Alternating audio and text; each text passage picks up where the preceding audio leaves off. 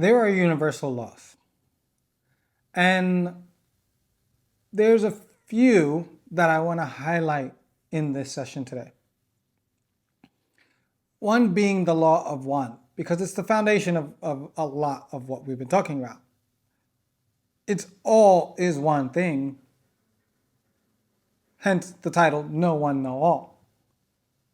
We are all just fractals of each other, and all aspects of consciousness is a fractal of other aspects of consciousness expressing itself in different levels or dimensions or expressions or crystallizations or densifications of vibrational frequencies. There is all that is. It's one thing. Then there is individual aspects within that one thing, which is still the one thing, and an individual which operates, let's say, inside the one thing, which is everything and nothing, all of creation. Energy, creation, consciousness are all different aspects of one thing expressing itself in order to have some type of experience, in order to have an understanding of who it is that it is, who it is that you are. It's all just fractalizations or fragmentizations or fractals of other aspects of itself.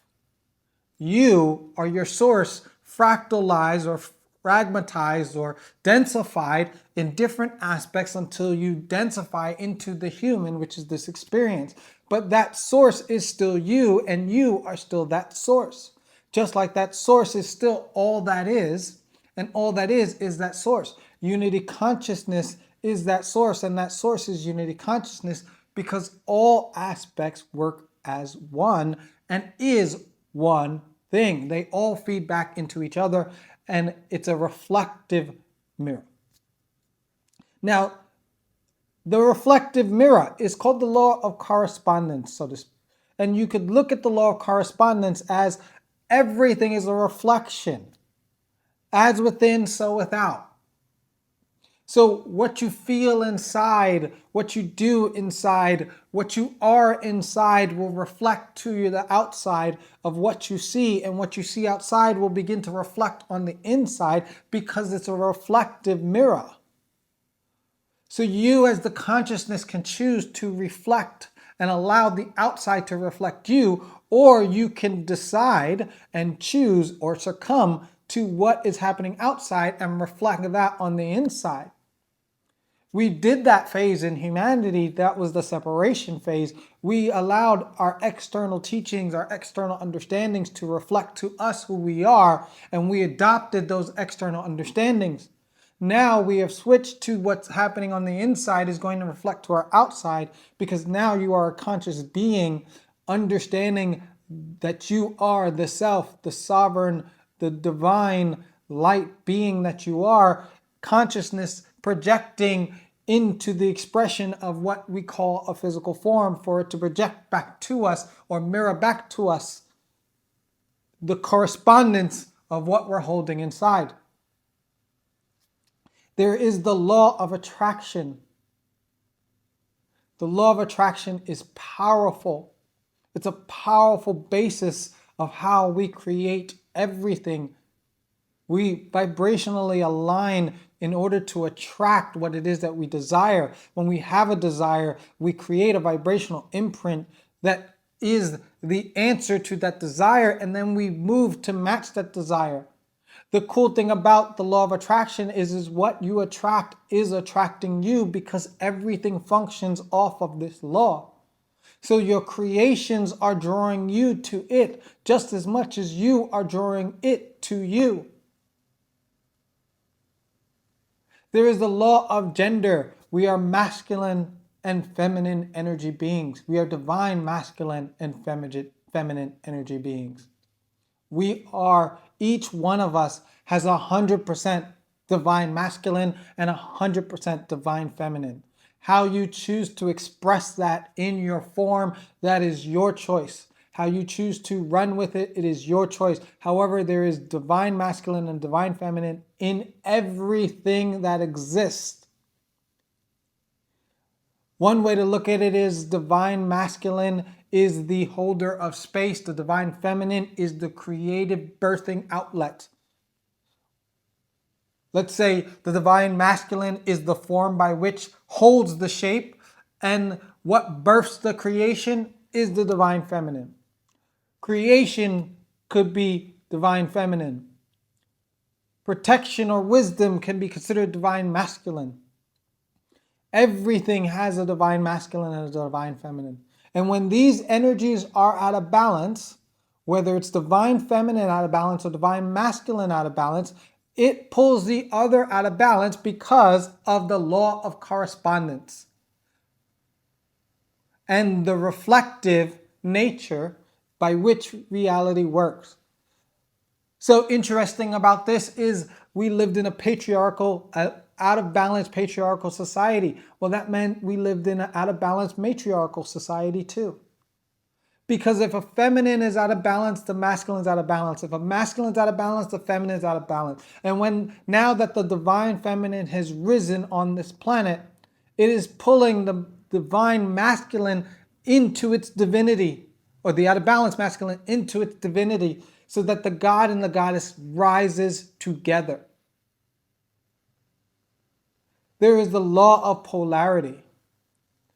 Law of polarity, and a lot of people have looked at this as a law of duality. Duality exists. Yin and yang, one side versus the other, black, white, good, bad. However you want to look at it. But the law of polarity states that all perspectives can exist within the polarity or the duality that is existence. So it's not one perspective that exists, it's all perspectives that exist within even the duality. It is a and, which unifies all of it. And when we start to accept that all perspectives must exist for any perspective to exist, we move beyond just the simple form of duality and realize that there are polarization around the board in every single perspective that exists.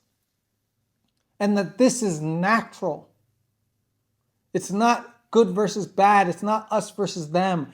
It's natural to have different perspectives, because if you all had the same perspective, we would go back to the original one being source with no fractalization. That state is all that is. But you, as an individual sovereign being of all that is, the sovereign creator being that you are, you broke off because you had a fundamentally different perspective that you sought to explore for the greater expansion of all that is. And every single person, every single being, every single light is doing the same thing. These are just a few aspects of the universal laws that are fundamental to our experience. Now, the universal laws I shared so far exist, and they function to help you to create all that you desire. As you understand and expand into these universal laws, you can begin to create and impact your creations or impact your reality by birthing more of what you desire. But this next universal law has only come to us recently. It's not that it didn't exist before. It's always existed. It's only come to humanity in this way now because we now hold enough light to access it. And this is called the law of potentials, or the law of potentiality. Now, in order to use this law, you must learn how to be a full sovereign creator being. You must learn how to use your light as your currency, your light as a means of creating, and that starts with connecting to the self. But once you connect with the self and you begin to create on demand, and you begin to understand that you are a creator being, you then can start using who it is that you are, the light essence that you are, to bring forth creation based on your desire. Unity Currency teaches that, and that teaching is free, so go check it out. It's on our YouTube page. And that leads you into the law of potential, because the law of potential exchanges your light for light. And this is why we've only just been able to begin to access this now. We are now holding enough light for this to happen. So what is the law of potential? The law of potential is you as a sovereign creator being, accessing the infiniteness that is the potentials that can exist in any now moment. You can bring anything which you desire to your reality experience here and now at will. This is through co-creating with the law of potential. See, everything has an infinite range of potentials that exist. In limitation, we may only access this much of that much potential, let's say. We may be working within this small little bandwidth. When you begin to open up into the law of potential, you now can access all of the bandwidth at your request. So what that means is the scale by which I give and receive, let's say, I get money and it comes into my account, is I go to work and I exchange time for money. That's one potential. What we've noticed, or what you may notice if you look around now, there is a lot more potentials than just exchanging time for money in order to make money in your account, in order to earn, quote unquote, a living. Entrepreneurship is huge. The internet has multiple ways. There's cryptocurrency exchange, there's stock market, there's people who make money while they sleep. There's people who don't work for money. The richest people in companies are not the hardest working people exchanging time for money. So these are just 5 or 6 aspects of how you could get money, but each one of these are potentials. There are infinite potentials just for making money or bringing in money. And when you learn to start to tap into this law by recognizing you are a sovereign creator and instilling or let's say combining your intent with energy, creating an energetic light imprint in the field,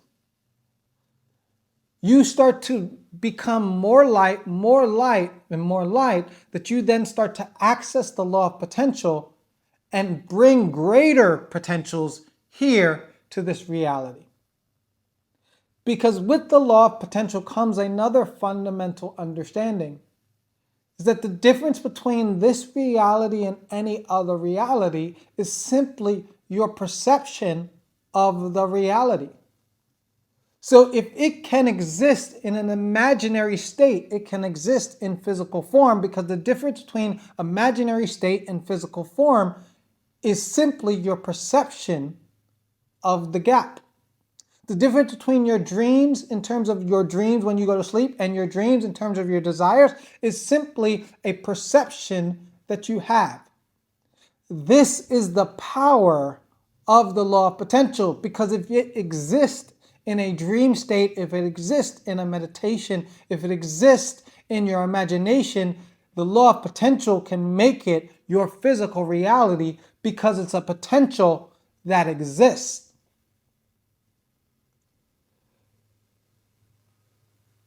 I encourage you to play more within these laws, or understanding what these laws are, and I hope this gives you a greater perspective of what these laws are. Because when you start to learn and function within these laws, the reality by which you start to create is yours. And in that it being yours, it begins to open you up to new potentials, new creations, while also allowing the collective and the planet to live in those creations as well.